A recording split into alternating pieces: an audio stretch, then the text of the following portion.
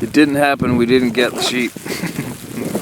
And now it's a blizzard and we don't know where the sheep went. But we saw a 3-year-old ram, 2 ewes and a lamb. And, I don't know, I guess we got about 10 miles to go or something to get to some firewood. We're almost out of food and we don't have a map. We don't know where we are. Yeah.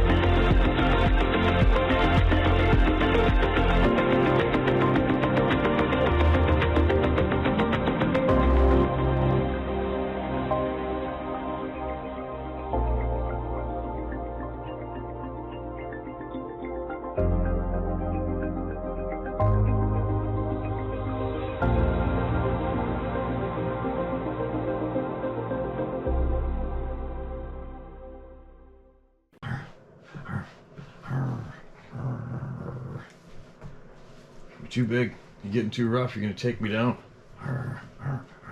Hey? Hey, Pops? Oh. God, you're getting big. Aren't you? Big doggy. Big dogs protect mommy and everybody else, huh? You're doing a good job of it. Hey? She wants to play with me. She loves it.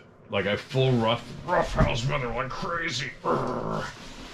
And she loves it. And the sounds that come out of her when we fight are pretty terrifying. She's getting so big and deep. Aren't you? Come here, buddy. Come here. Come here. Rough. Alright. Let's get some emails shared, pups. Just wants to play with me. She doesn't rough houses anybody else. Just me. Every night, every single night. I don't know, I started a while back and I'll full on tackle her in the house and we'll roll around the kitchen floor. And she'll come running and lunging at me, which I don't give a shit, it's fun. But the sounds that come out of her, okay, when you're playing, and seeing what she can do when she gets angry. Holy cow, I'm not kidding, I just would not want this dog pissed at me. She's been really good. She's a natural protector, and when Sarah runs into people anywhere and she's doing her walks or walking, she automatically goes right against her legs in between her and whoever she's speaking to. And Sarah feels very, very confident with her, which is really good. And she's still growing. She's still growing. She's a frickin' monster. Anyway, great dog. Let's get on with it. Let me turn that stupid background sound off. Annoys me.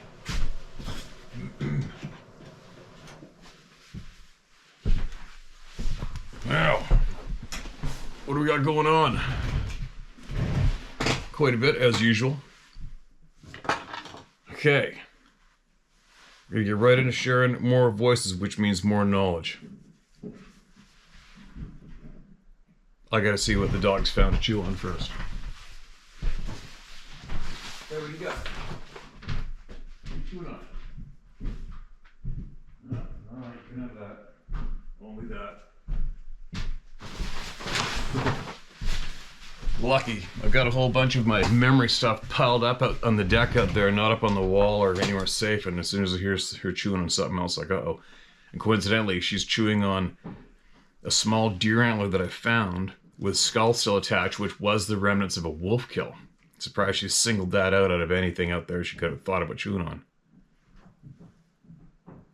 Still makes me nervous. Hold on a minute. All right. I brought her in here. I gave her a little sleeping bag to sit on, and her, you see that? She got her little deer antler to chew on down there. That was actually her bed when I first brought her home from up north in the truck. Now, here we go. Let's get this ball rolling. It's a very important ball rolling. Listen to this. This is titled, no title. Hi, Steve. Would you kindly keep my name private? It's me again from Millville, Utah. Remember, my son was looking out the kitchen window and said he saw what he thought was a man on horseback on the hillside near Millville Canyon. Of course, I remember that. I've used your email as a reference a few times, right? My main point of view with that reference was, let's put it on the outside of the toque because it drives Sarah nuts. Was the fact that that being was there in broad daylight, acting like it had to get out of there. When meanwhile, for me, common sense. Well, how'd you end up right there in the bottom of the valley behind all the residences when it's surrounded with mountains and you knew exactly where you were during the night, possibly? Humans are easy to avoid, is what the point I was making while referring to your original email. So yeah, remember? Now, he saw what he thought was a man on horseback on the hillside near Millville Canyon. Then, and how I peered through the window, then went outside on the back patio for a better look. How I then saw a huge black Bigfoot/Sasquatch running and stopping and hiding behind trees, stopping for a few minutes, then running entire length of the hillside, running towards Providence Canyon. I used the pump house to gauge the size of the thing as it was running, jumping over giant sage bushes like a hurdler. Do you remember how it stopped and turned its upper body looking back and stood there to see if anything was following it? I'm writing today to tell you about all the other stuff that I have seen or experienced regarding these entities throughout my life. Oh wow, I didn't realize there's a history. Let's go. I became disappointed and disgusted with the Money Raker show years ago when he ridiculed some poor witness, a couple typos, no big deal, and decimated his character on TV for just telling his story as he experienced it. So like I mentioned, I ditched the phony show years ago. Yeah, that's that fat cokehead from California named Money Taker. Yeah, we know who that, up by my lip. It was a happy day when is that show even around? Does those people still even have any credibility? I hope not, because I'm pretty sure we dusted their asses quite a while ago, right? It was a happy day when I found your YouTube channel. I found great comfort knowing other than my brothers and I, many others, including normal God-fearing people, have had experiences with these beings. Good. I'm glad to hear that. My story starts when I was about 6 years old, up in the California mountains above San Bernardino, for my oldest brother's Boy Scout ceremony with my mom, dad, and 2 other brothers. I wondered why the memory of the incident would pop into my mind many times a year throughout my life. My mind would rehearse the memory of me asking to go to the bathroom, and then exiting the cinder block building, Dad waiting for me outside the building. I remember clear as a bell hearing wood chopping sounds. Then the long arcing woo-wop from one side, then the other. Then the horrific screaming sound that terrified me and made me cry. I remember my dad scooping me up and popping me up onto his shoulders as we walked quickly away from the bathroom. Why would that chopping sound, the whoops, and the ungodly scream rehearse in my mind for years? My next encounter happened in those same San Bernardino mountains when I was about 9 years old. Our family went up for a picnic way up in the mountains. While my mom was setting everything up for a meal, I asked her if I could go on a hike while she was preparing the meal. She said yes, so I proceeded to hike up a trail away from the campground on the edge of a ravine with a paralleling hillside close to the trail. As I walked uphill, I noticed small rocks falling from the opposite hillside just a few feet from the tree line along the ravine. I would stop, the rocks would stop falling. I would start walking again, and the rocks would start falling again. I realized something was paralleling me on the other side of the narrow ravine. I walked a while further, and then I stopped again as the rocks again trickled down on the other side of the ravine, parallel and a bit behind me. Then I heard a voice inside my head saying, "Run, run back to camp." I was dumbfounded to hear my own voice inside my head that was not generated by me. Then I felt an absolute terrifying fear and dread. With that, I immediately turned around and ran my 9-year-old legs off, running downhill as fast as they could carry me all the way back to the safety of camp with my family.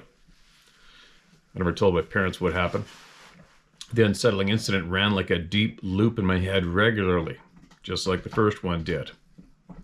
I took the kids hiking on a trail that leads out of one of the campgrounds up Logan Canyon the summer before moving to Pocatello. On the way up the trail, I heard what I thought was another family hiking off the trail to the left of us. There were multiple voices that sounded like adults and kids, but I couldn't quite understand them. They sounded happy, but I wondered why they were off trail. On our way back to the campgrounds on the trail, someone threw a pebble at my back. It was thrown hard and it stung. I turned around and said to the kids, "Who threw that rock at me?" The kids said, "We didn't throw a rock at you, Mom." A few minutes later, not far down the trail, it happened again, but this time it hit my right calf and it stung. I stopped in the trail and started chewing the kids out for throwing pebbles at me. They insisted, saying, "Mom, why would we throw rocks at you? We didn't do it." I was miffed, and we finished our hike. Only now do I know that it was not the kids that threw pebbles at me, and that the voices I heard off trail were a family of Sabe, and it was one of or more of them that threw the pebbles at me. My next encounter happened in Idaho. I knew I had to attain a viable way to provide for myself and the 5 kids following the divorce. So I started college at age 40 at Idaho State University. 5.5 years later, I earned a BSN Bachelor's of Science in Nursing. Since finances were extremely tight during those years, on weekends I would take the kids on inexpensive adventures. This mostly consisted of activities that were only $1 on campus, such as using the rec center or swimming on and sports, the small movie theater, and plays. Best and most fun of all was taking the kids camping, fishing, hiking, and bicycling the back roads around town. And you are a super duper kick-ass lady. That's determination. I freaking love hearing that. I just can't stand it when I hear people that say I can't. Yes, you can. And kick-ass ladies like you show the world. Love hearing that. One weekend, the kids and I drove west of Pocatello with our picnic lunches to explore the old wagon ruts from the trails the pioneers used going west. After finding and exploring the huge wagon ruts that are still there from the 1800s, we looked and found a campground to spend the day at alongside the Snake River. The campground had a cement bathroom, asphalt parking lot, and many neat campsites, all of which were empty. No other cars were at the campground. We chose a nice spot on a hill that overlooked the entire campground. The birds were chirping and insects buzzing. We set up our camp chairs, cooler, and woodpile. I found myself suddenly extremely tired. I asked my oldest son to take the kids to the river to explore while I sat and rested. The family were laughing and yelling and running towards the river as I sat down in my camp chair to rest. It was then I noticed that all the normal sounds of the forest were gone. No birds chirping, no insects buzzing like before. I then caught some movement to my right. I turned and saw the strangest thing. It was a lime green snake, about 35 feet away with dark eyes. tongue going in and out, slithering along the ground in a direct line, moving straight towards me. Strangely, its head was upright, about 18 inches off the ground, and the rest of it was slithering on the ground, and this was terrifying. No doubt. I, still sitting, grabbed a piece of campfire wood to protect myself with. It kept coming straight for me. My heart was beating out of my chest because it was so weird. Snakes in the U.S. don't crawl straight towards you with its head up like that. When it got within a few feet away from me, I put the wood in my left hand, raised my right arm to the square, and rebuked the snake in the name of Jesus Christ. It immediately put its head down on the ground, now about a foot away from my feet. It then continued straight past me and towards the river. My heart was still beating right out of my chest, not because of a simple snake, but because of its strange behavior. Only seconds later, something threw about 7 to 8 rocks low and gently like dice right in front of my feet. I thought, who did that? Who's here? They landed right at my feet. They're all about 1 to 1.5 inch in diameter. I immediately stood up and looked in the parking lot to see if someone else came to the campground. My vehicle still was alone. No new campers had arrived. I ran around each tree and looked everywhere. I even looked up in the trees. No person was there. Bears don't have thumbs. A mountain lion would have gotten me from behind and jumped on my back, going for my head. No wolves at that time in Idaho. I was shaken up. I yelled as loud as I could for the kids. They couldn't hear me from the distance. My mind was racing. I knew what did that. If I went searching for them upstream, they might have gone downstream. As far as a snake finding them, it was a good 100 yards for me to the river where the kids were. Surely it would change directions and not go for them. I decided the thing that rolled the rocks at my feet didn't hurt me. So I rationalized I should wait for the kids to return so we wouldn't miss each other while I was searching for them. When they got back, I told them what happened, and we left immediately. The kids were disappointed we were leaving so soon, but I couldn't wait to leave. We ate on our hoagies on the way home. After graduation from ISU, I worked for several years, then moved to Puyallup, Washington, where I took a job, and realized the real extent of the range of these beings. The kids and I loved to hike and go camping, so on the weekends we would go exploring, riding on the ferries, going to see fish ladders at dams and all the beautiful woods and the rainforest nearby. One weekend we went camping at Mount Rainier. We found a beautiful campground next to a milky white glacier-fed river. No one was at the campground except for one camp trailer. A vehicle was not with the camp trailer and the people were not around. We set up camp, and the kids and I went on a hike and later came back to our campsite. I was tired from working 4 12-hour night shifts in a row and asked my eldest son to take the kids on another hike while I rested in my camp chair. The kids were all happy to go again and they left. After they all left, it became very, very eerie quiet. I sat in my camp chair and I heard someone chopping wood. I knew we were alone, so I walked through the campground to see who was chopping wood. Clearly, there was no one else there. I finally sat down in my camper chair again. Then I heard a clear, crisp whistle from the left, then a 30-second pause. Then a long, clear, low to high-pitched whoop from the right and behind me. No bird sounds, no insects, and no wind at all. Only these sounds that I now remember from my past.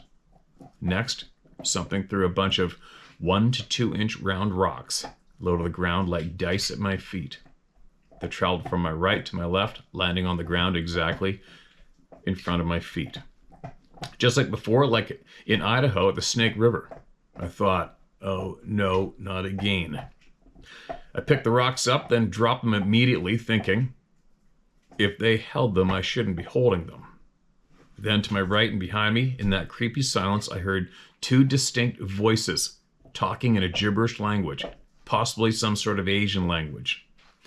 The words were harsh, sharp, deep, then high, up and down sounds, back and forth, talking as they were moving. It was a language, but it was nothing I could understand.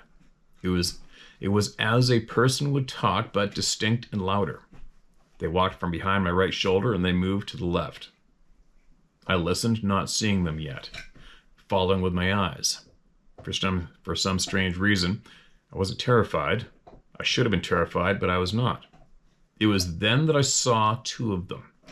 As they were walking behind the trees on the road near the levee, approximately 60 feet away to my right. I only saw the top 1/3 of their bodies. I saw the shoulders, upper torsos, and heads. They were both gray, with straight hair on their bodies. The hair was about 4 to 6 inches long on the body and about 3 inches long on their heads. They were huge, at least 9 feet tall. They're very thick. Shoulders huge, massive muscles from the head to the shoulders. No neck. The hair was evenly spaced and clean. I could see no ears, and there was no hair from the cheeks to the mid-forehead. I thought their heads would have been conical, but they were not. Their heads were round. I didn't know they could be gray. I thought they were supposed to be black. The skin on the face was a lighter gray and looked thick. Here's something I have to tell you about what was happening as they were walking away. They were solid as you or I. Then as they were walking and talking, they started to get translucent as they walked away. I had no idea they could do that. I could still hear them. They were just getting translucent as they walked. I can still see them in my mind to this day. I was absolutely amazed that they were not looking at me. They were just walking away like no big deal. It looked like they were gliding as they moved, not bobbing like we walk. I only saw them for about 10 seconds as they walked away, but it was forever to me at the time.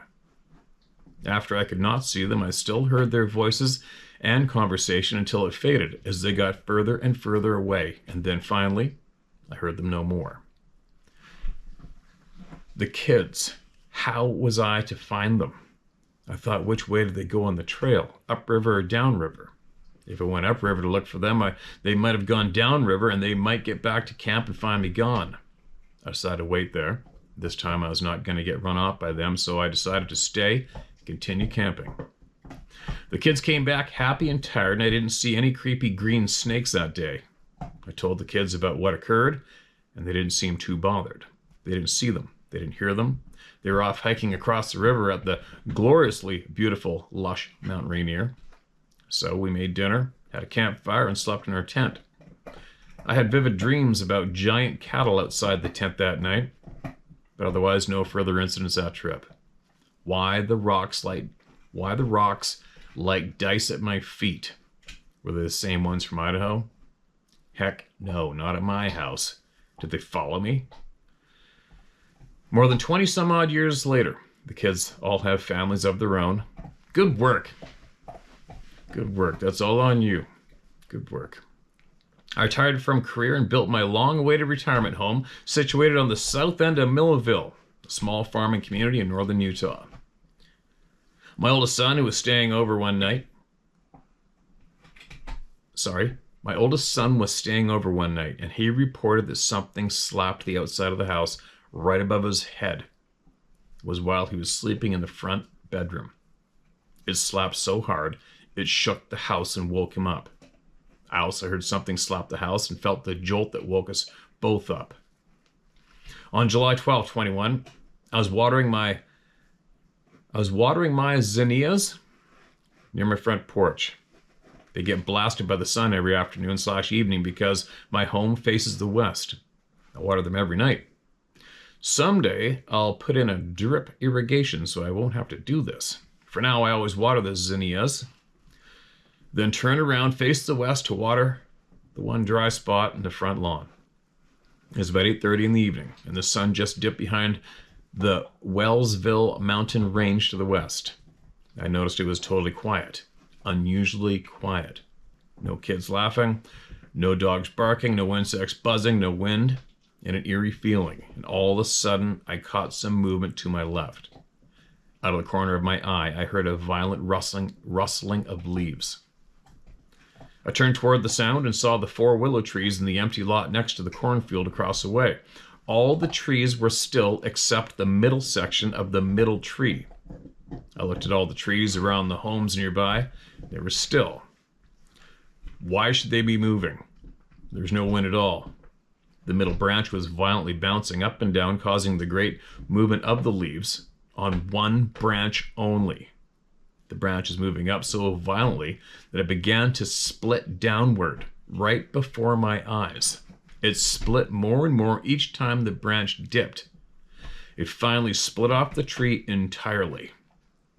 Then as I stood frozen, hose in hand, jaw dropping, heard and felt something huge land. Thump on the ground. I know it sounds impossible to hear and feel the vibration of the footfall all the way over to where I stood, but I did. Then I watched as something grabbed the huge branch off the ground where it landed, 12 to 15 inches in diameter, and shoved it back up into the tree. What's strange is I couldn't see the creature. I should have been able to see it, but all I saw was the tree, the huge limb moving and being split in half, then get shoved back up into the tree. Then I got really quiet again. I then heard my own voice say, "You should go get the puppy and come over here." Then a voice said, "No, don't do that." Heck no, I wasn't going over there. Did the bugger just put that into my head? The next day I called my friend and asked her to come over. Told her I wanted to show her something. She came over, and we walked 40 or so yards over to the empty lot where all this took place. I took pictures of everything. I asked her what she thought the ground looked like. There were 2 huge prints in the foliage, very visible. She said Bigfoot prints. I never said Bigfoot, saw by her Sasquatch. She knew what she saw, and I knew what it was that did this. I do not see the hairy man / Sasquatch / Sabe, but I definitely know it was there. I want nothing to do with it. Last winter, 2022. It snowed and my chicken shed door was open in the morning. I always close the chicken shed at night. I went out and discovered something really strange. Just one perfect big feather left in the middle of the feed shed floor. Additionally, it looked like someone cleaned the entire shed and floor with a 100-mile-per-hour wind. There wasn't a speck of dust or dirt anywhere. Something put one large, beautiful chicken feather in the middle of the floor. I got a creepy feeling upon seeing this. It was not normal. 2 weeks later in my bee apiary, sorry. I've always said I'm not the best word slinger on the planet, all right? Sorry. Then I lose my spot. Which is right next to my chicken shed, right after fresh snow. Another perfect black and orange feather was placed in the middle of the apiary, in front of all the hives, poking down into the snow, no footprints. Just a feather stuck upright in perfect snow. Weeks later, after the snow melted, I found the feather. It was actually wedged tight in the gravel of the apiary. A-P-I-A-R-Y. Apiary. Same as dairy, but apiary, right? I'm going with it. So tight, I could not pull it out. Not normal. Weird. Wedged tight in the gravel and you couldn't pull it out. That was kind of bizarre. How do you make that happen? What I really don't understand is why they picked me. I have no interest in interacting with them.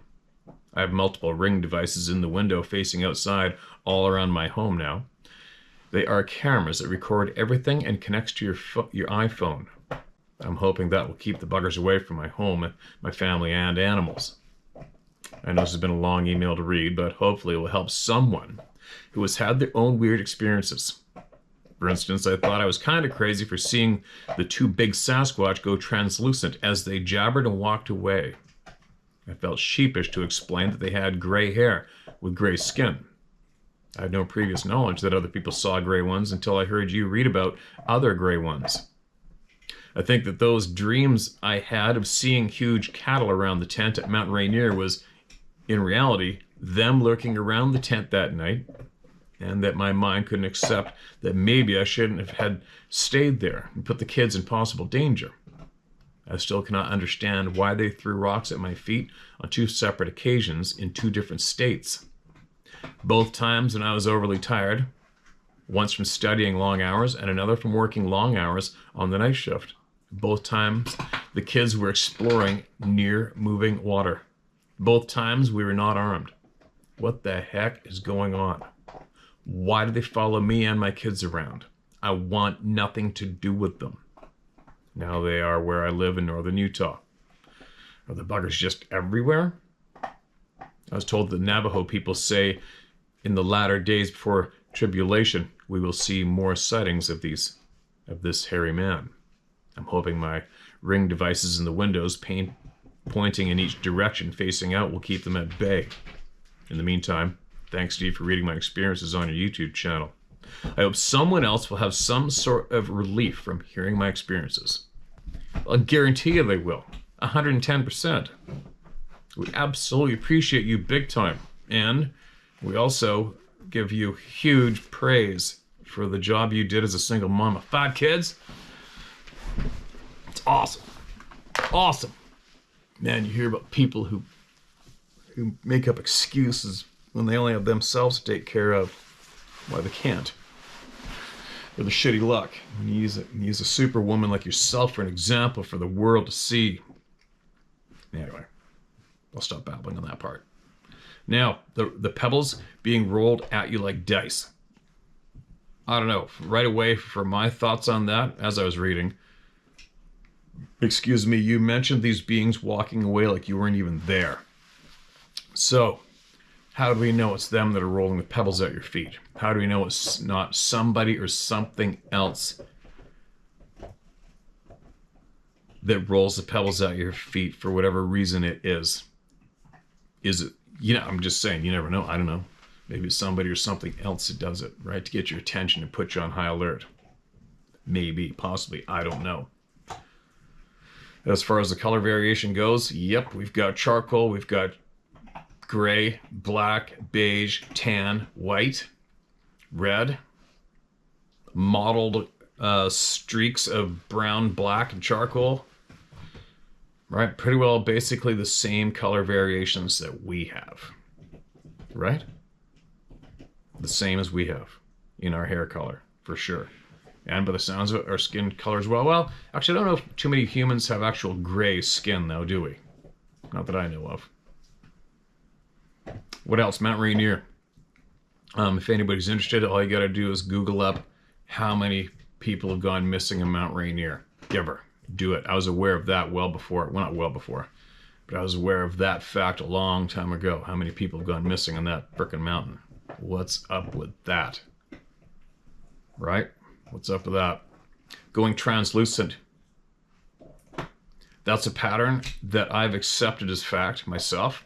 Take it from away, will or leave it. It's happened far too many times. It's been reported so many times, it's ridiculous, and from all sorts of different human beings in different fields, including scientists that are avidly studying this topic. All right? If you can't wrap your mind around this fact yet, but you are pursuing knowledge in this topic, you are going to stay at an absolute standstill if you don't open up your head. All right? And if you allow yourself to succumb to the ridicule, the judging of other pinheads who refuse to accept these facts, well, you're going to lose, right? You're going to lose. You might as well just go jump in the forest, start doing heat laps, and set up your trail cameras and talk about X's and tree breaks and all the other bullshit that's been done about 50,000 times in an endless circle, right? You have to, well, you don't have to do anything, but I strongly suggest that you open up your head, listen to the people. Don't listen to one person. Don't listen to one small organization that has rules and people in charge and ringleaders. Don't do it. That's how you lose. That's how you lose. That is how you become misinformed. You have to listen to the people.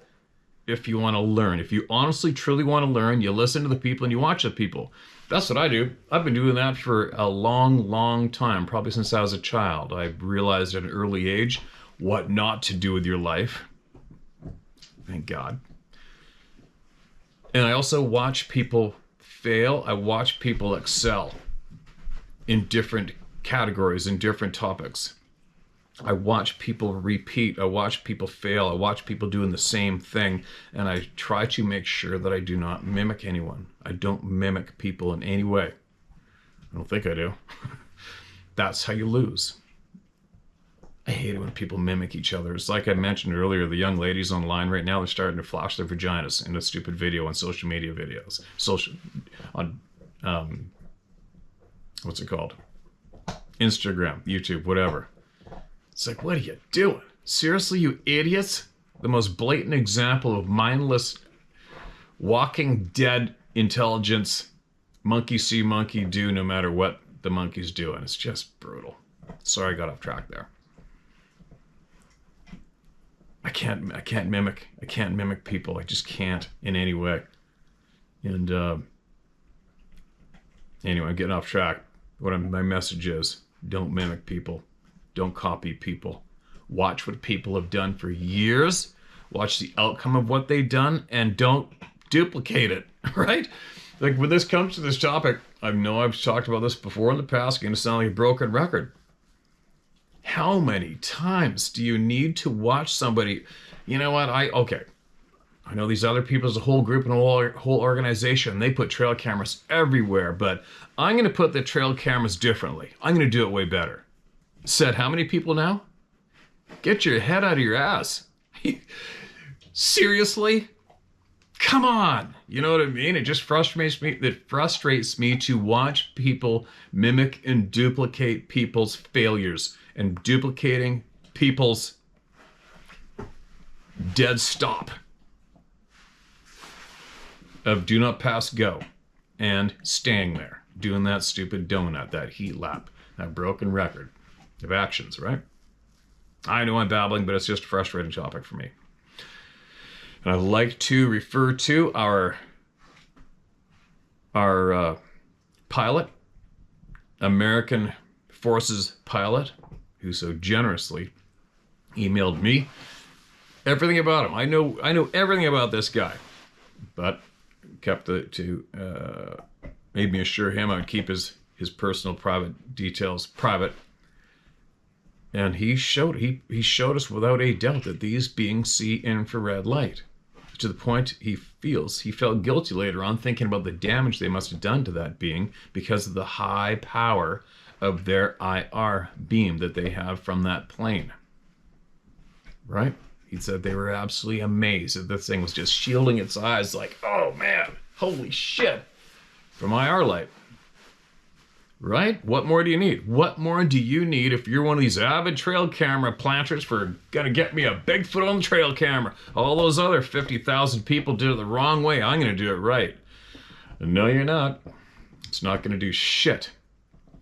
Right? How many examples of failure with today's primitive trail cameras do you need until you're gonna stop doing what you're doing and start listening to all these people and accept their testimonies as fact because they are first-hand witnesses? Scientists, hundreds of people have seen these beings go translucent and disappear. I'm going to say it plain English. There's nothing you can do to stop that fact. There's nothing you can do. How many times are you going to see footprints stopping in snow? What? Right? Pilots have seen that, landed, checked it out. Helicopter pilots, hunters, hikers, people driving down the road. Dozens. There you go. I'm probably talking to a brick wall, right? Anyway.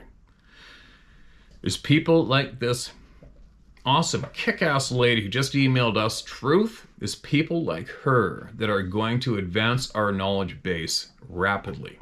Right? Because we're skipping by, especially we're skipping by the people that she previously mentioned in her email, the people that have been suppressing and keeping this knowledge hidden. Nope.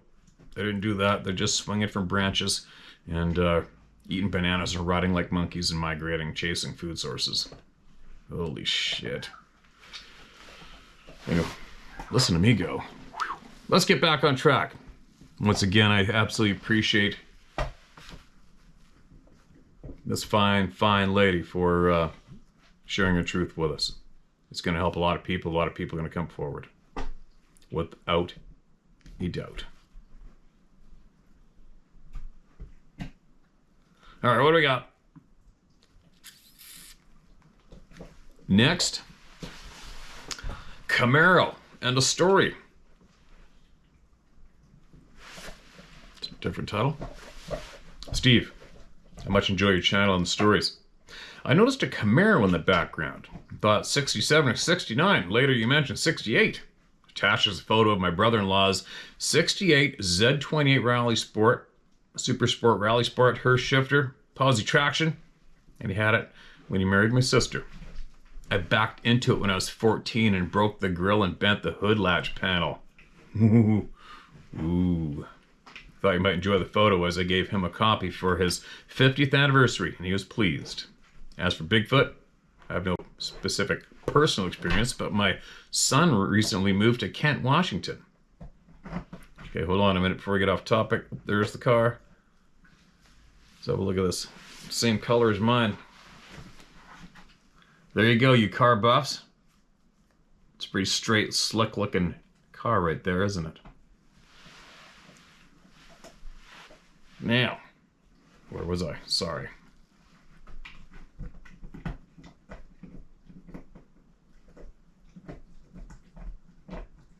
As for Bigfoot, I have no specific personal experience, but my son, okay, read that.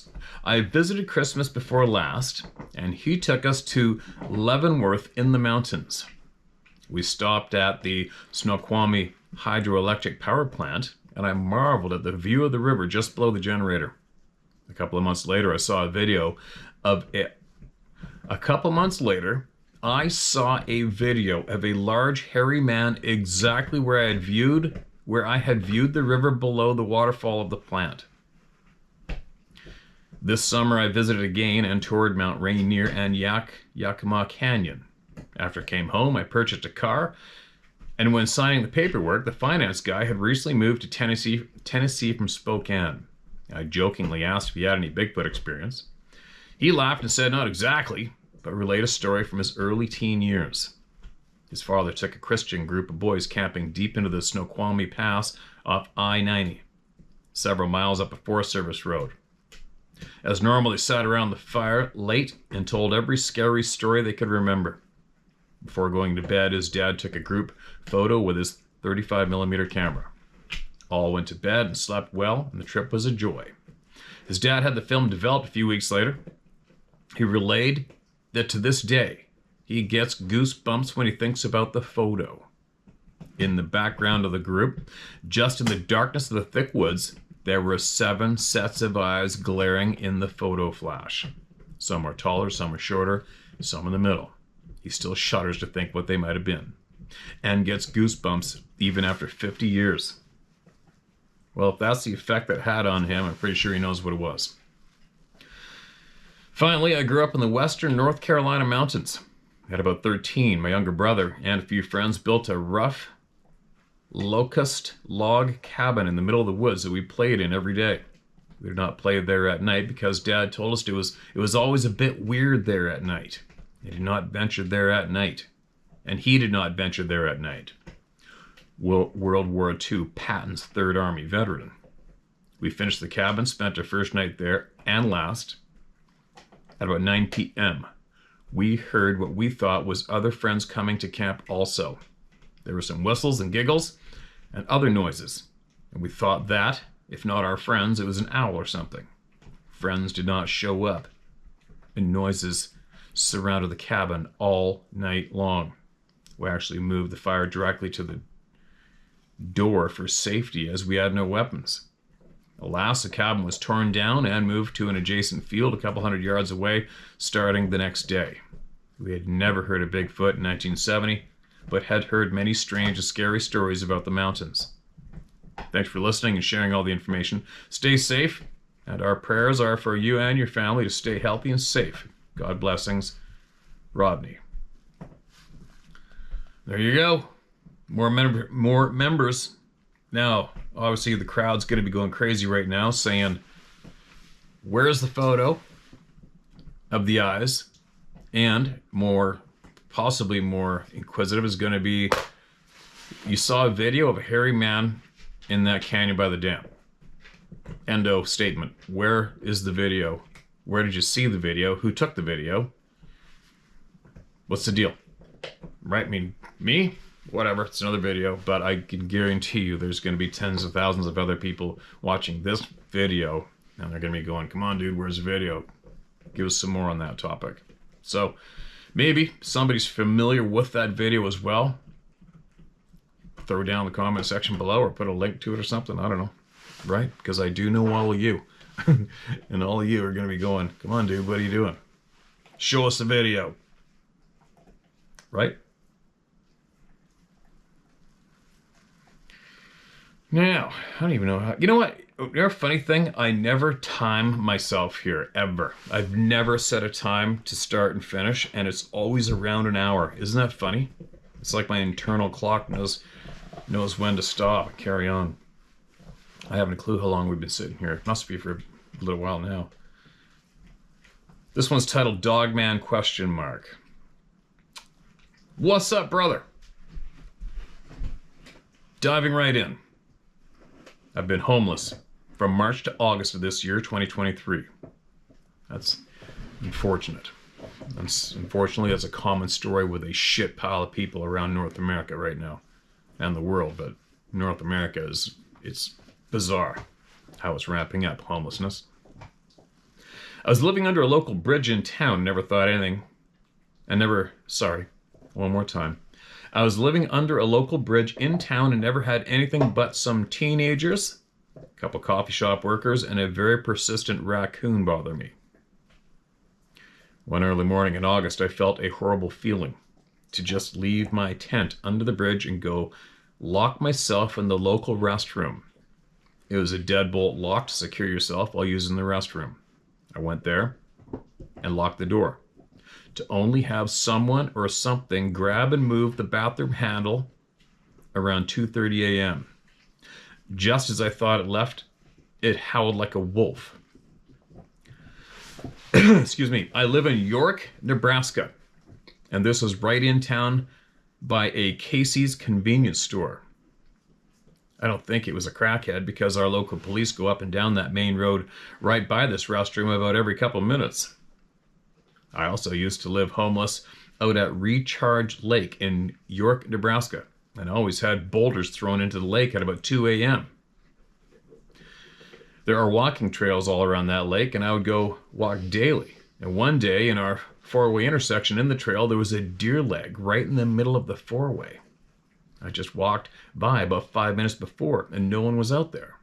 If a dog dragged it, it was amazing because it was right in the middle of the four-way. Henderson, Nebraska has its own Bigfoot museum out of this awesome lady's house. My ex-wife took me and my 3 daughters there one day, and the lady couldn't believe how much I knew about the subject. She took me and my daughters into the back room of the museum to show us something special, since she said I knew so much. She showed us a footprint about 3 feet long and about 1.5 feet wide, dermal ridges on the toes and everything. It was a recent cast from the year 2021.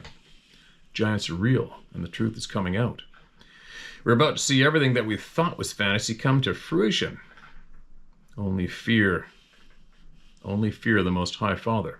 Never cower to these people or anything. This is our Terra/Earth. Just as King David defeated the giant Goliath, we must know and understand our purpose and be strong and protect everyone. If something threatens you, or any human, then we have the right to act in aggression to protect. We can live in cohabitation as our father Abraham did in his days.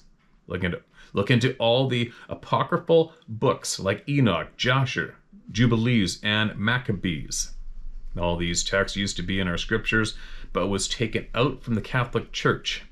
It is the glory of the Most High to conceal a thing, but it is the honor of kings to search out the matter. Be kings and queens, search, see, and understand.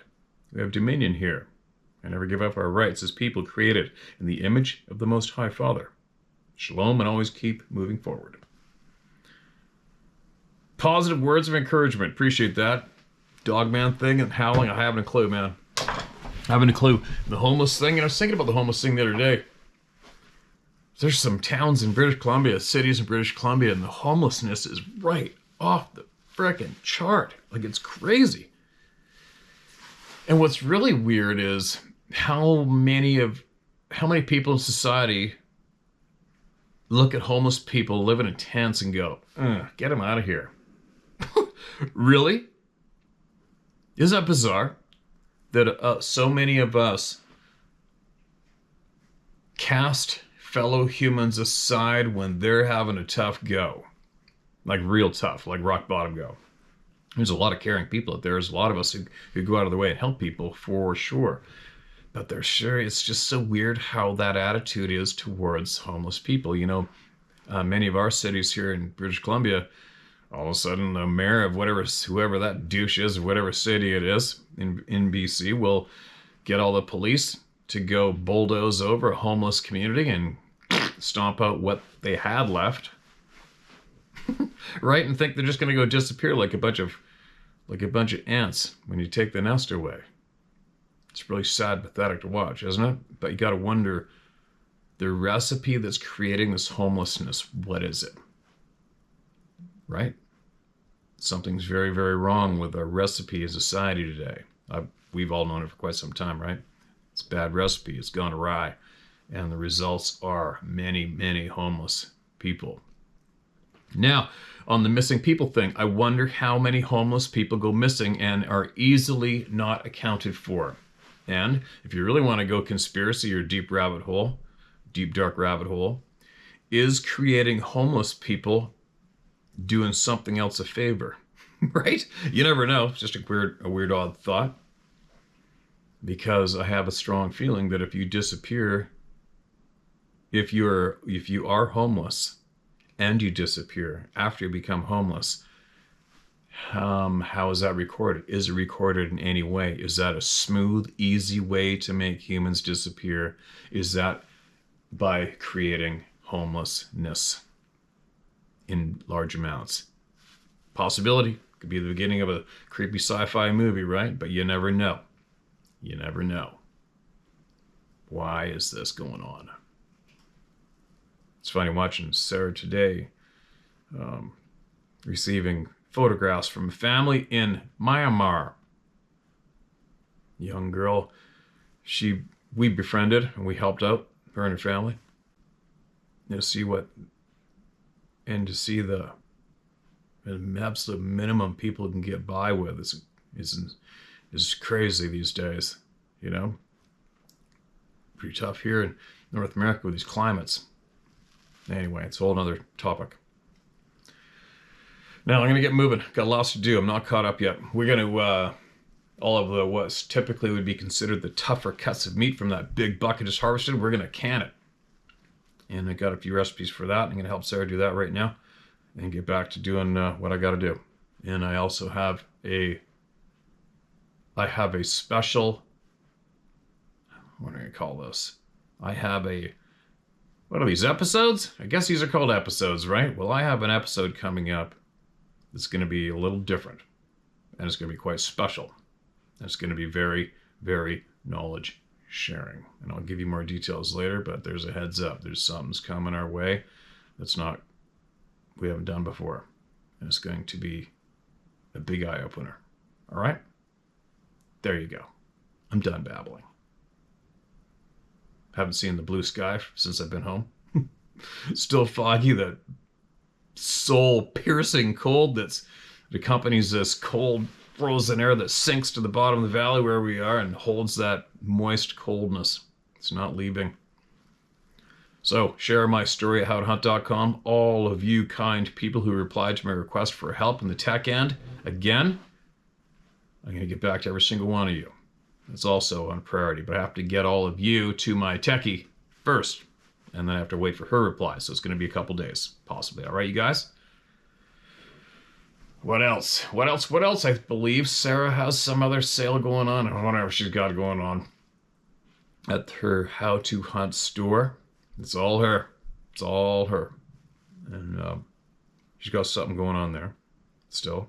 And the link is in the video description below. There you go. I think I covered everything. Adventure dog left the room. She's had it with my voice. I'll be back shortly. Share my story at how to hunt. Excuse me. Share my story at howtohunt.com. Get it out here. Get the knowledge out. It doesn't matter how crazy you think it may sound. It doesn't matter now because our existence is crazy. Our truth is crazy. There's no way getting around it. We just got to accept it and move forward and learn more from it. All right? Let's do this. Get it up your chest.